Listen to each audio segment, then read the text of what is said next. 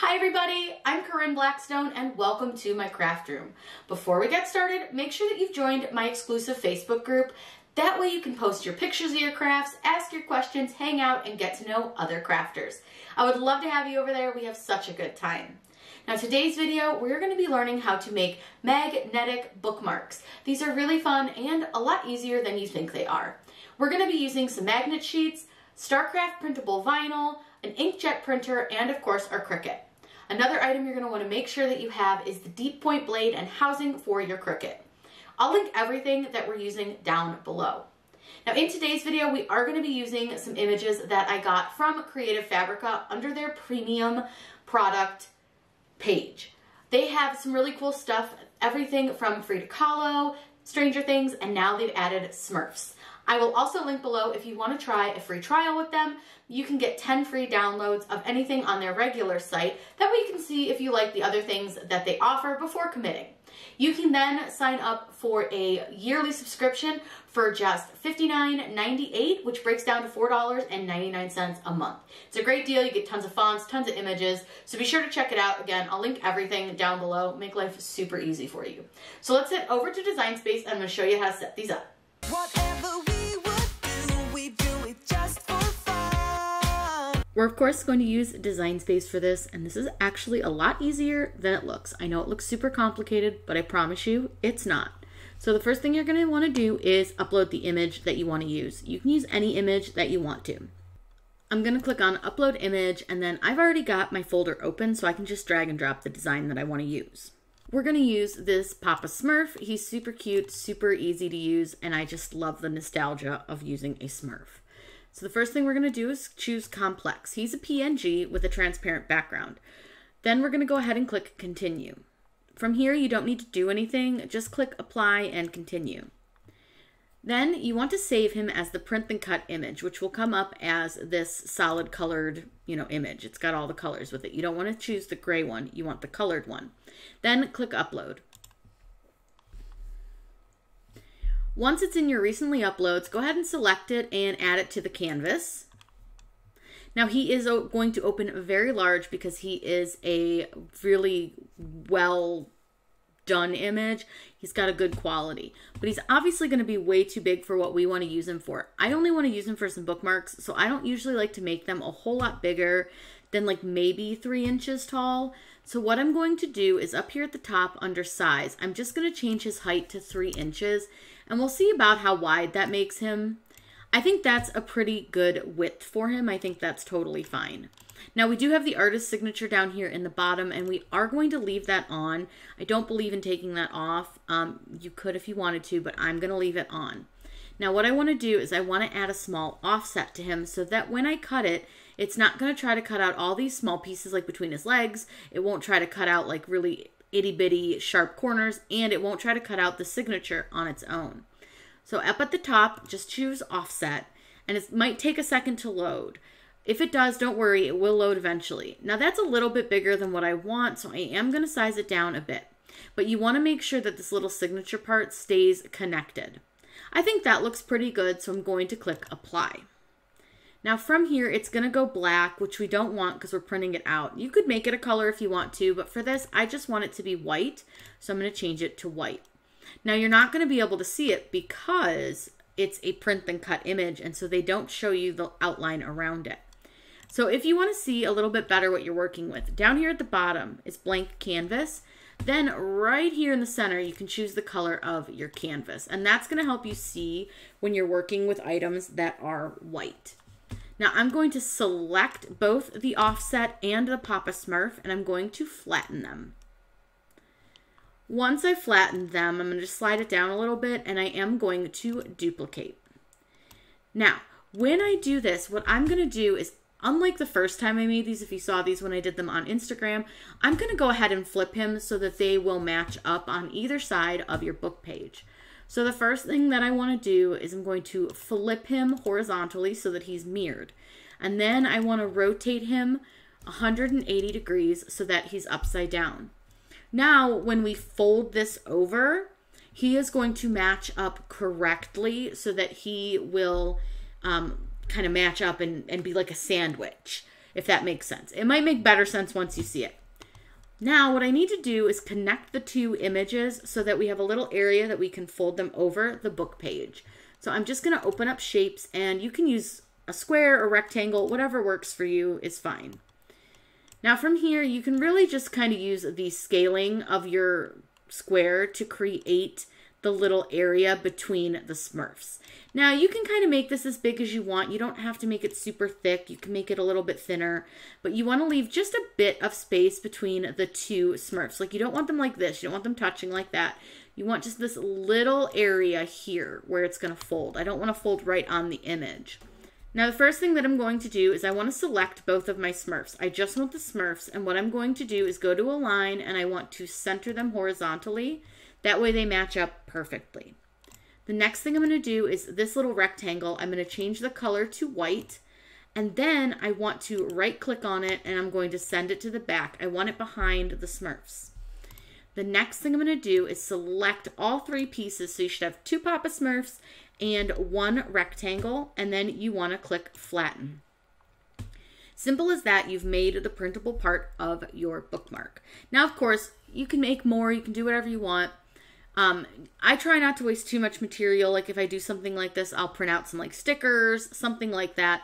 But I'm just going to go ahead and duplicate him. I think we can fit 2 of him on a sheet because he is kind of an awkward size, but you could also make smaller ones if you wanted to. So like if you want to size him down to maybe fit like an additional one.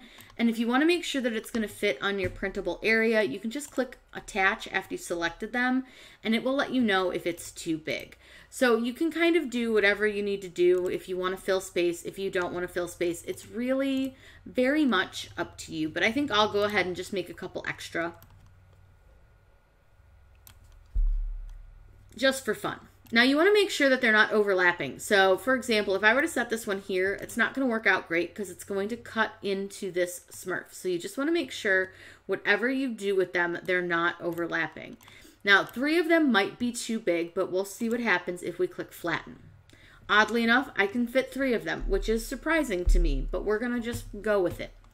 Now once I'm happy with it and I've got them attached where I want them, all I need to do is click make it. Make it is going to send us over into the screen that shows us our mat.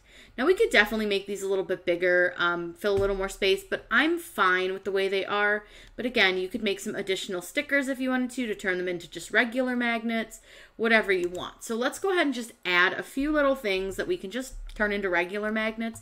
That way we're not wasting a bunch of space.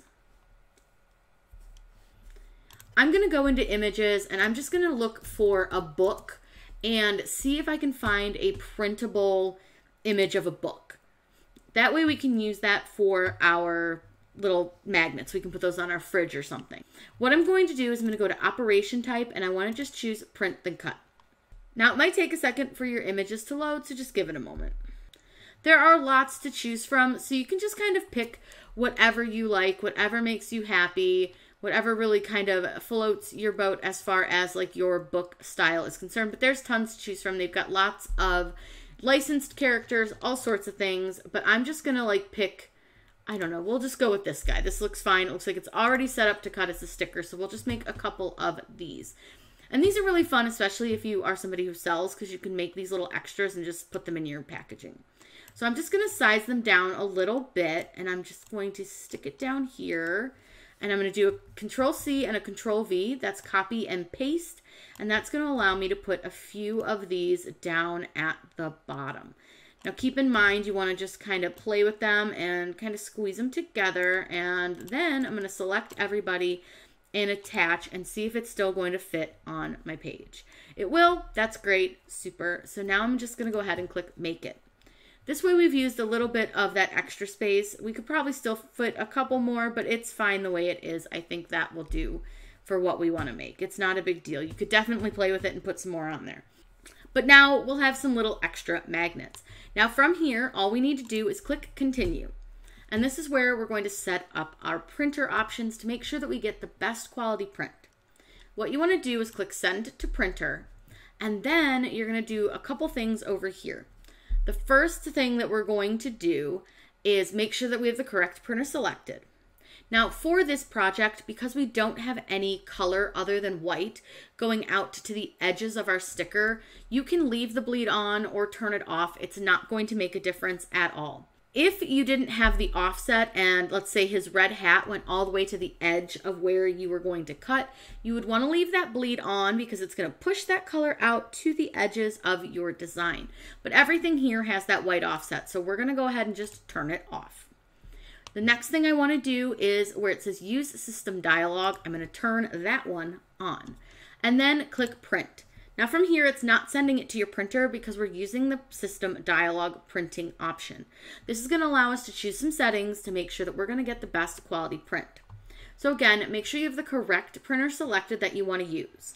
Then you're going to go to preferences because we're going to just change a couple things. That way we really get a good print. The first thing that I change is my paper type. I like to use premium presentation paper matte for most of my printing. Every once in a while, I might need to change it up. Just kind of test your printer and see what works best for you, but that one works really well for me. Then I want to change my quality from standard to high. I want to go and change one more thing. Under my more options, I want to turn off my high-speed print. Now, yours might call it bidirectional printing. It's the same thing. Go ahead and click OK, and from here, click print, and it's going to print onto our stickers. The first things that we are going to start with is a magnet sheet. So this one that I have is adhesive on the back, but you can absolutely use a non-adhesive because your sticker paper or your printable vinyl or whatever you're using is going to have a stick to it. So it's not necessary that your magnet sheets be sticky. These are just ones I've had for a long time. So what I'm going to do is I'm going to peel the backing protector cover off of my magnet sheet first. Then what I want to do is I want to peel the backing from the full sheet of the print that we made. So you can do that with your pin pen. You can just peel the corner, whatever works for you. But what I like to do a lot of times is I won't peel the whole thing. I just peel kind of an edge of it. And that way I can very easily lay it down onto my magnet sheet without making too much of a mess. But I will say you have to be really careful because the magnet sheet will stick to this. So kind of do what works for you. But what I really like to do with these is I peel the entire backing off of my printable vinyl product. And then what I do is I take my magnet sheet and I lay it down on top of the back of it with the sticky sides together. So I like sandwich the stickies together. Now you want to make sure when you do this that your sticker area, the parts that are going to cut, are going to touch the magnet, because the magnet sheet is a little bit smaller than our sheet of printable vinyl. So then I just very gently kind of roll it down onto my vinyl, just like I would any other kind of application. That just helps avoid any type of bubbles. And then I'm going to flip it over and just check. And this one came out really perfect. No bubbles. Now don't worry that you have extra sticky hanging out over the sides. It's fine. It might stick a little bit to your mat, but it'll come right off. So we have our magnet sheet under all of our magnet parts. Now, when cutting these, I do recommend that you do some test cuts. So what I would recommend is just take like a scrap piece of your printable, cut it off without damaging any of the corners or anything like that, and then try cutting it on a magnet sheet, because they're all going to be a little bit different depending on the sheet you're using as well as your printable product. Now, I tend to cut these on the thickest magnet sheet setting on your Cricut. The first thing we need to do before we load our magnet sheet is to change out our blade. So for this, I do recommend using your deep point blade for this and the deep point housing. So all you want to do, and this works in the Explore machine or the Makers, so this, what you do is open clamp B and take out your fine point blade, and then you just set the deep point blade and housing right into that clamp. Super easy, really simple to do. Now with this, I'm going to load this on to a just standard grip mat. Should be just fine for this. And we'll want to load it the same direction that it faces for our design space. Go ahead and load your design into your machine. It will read the registration corners and then cut out.